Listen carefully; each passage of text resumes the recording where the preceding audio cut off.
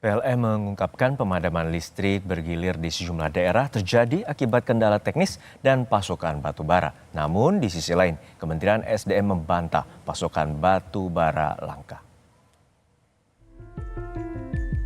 Pemadaman listrik bergilir di sejumlah daerah membuat banyak pedagang berkeluh kesah. Salah satunya Sri, pedagang elektronik di kawasan pertokoan Cicadas, Kota Bandung, Jawa Barat.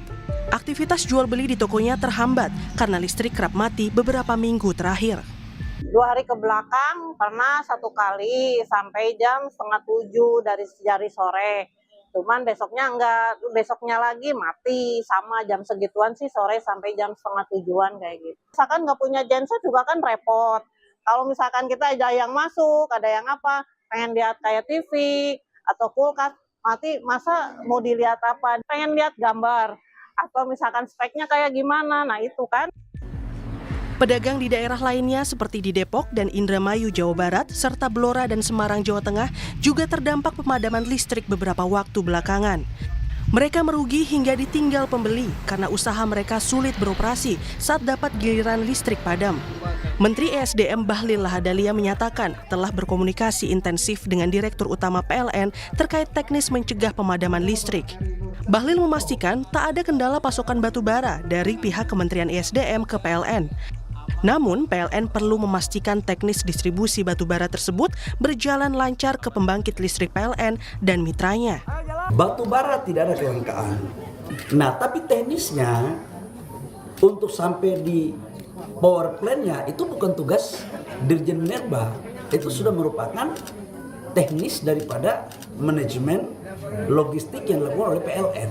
Itu. Jadi pemerintah punya kewajiban adalah menyiapkan alokasi perusahaannya apa dan segera mendorong untuk kontrak. Masalahnya yang PLN sampaikan itu adalah mereka kekurangan medium, kalori yang medium. Tapi itu kan teknis mereka. Sama maintenance.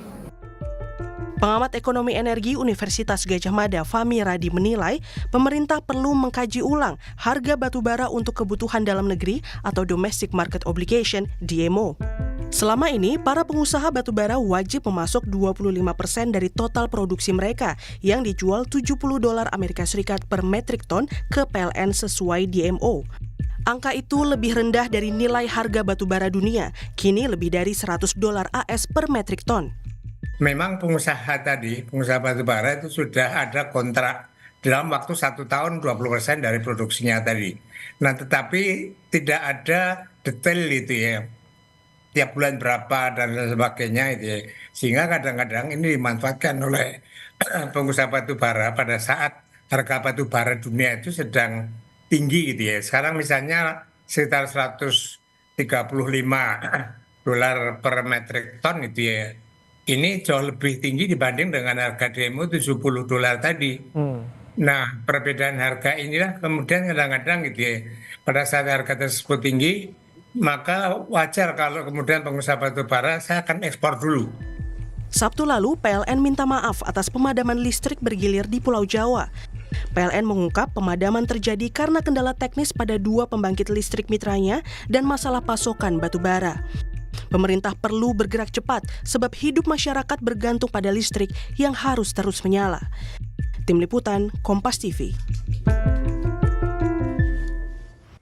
Menteri Energi dan Sumber Daya Mineral (SDM) Bahlil Lahadalia menyiapkan program penggunaan kompor listrik bagi rumah tangga sebagai bagian dari upaya mengurangi ketergantungan terhadap impor LPG.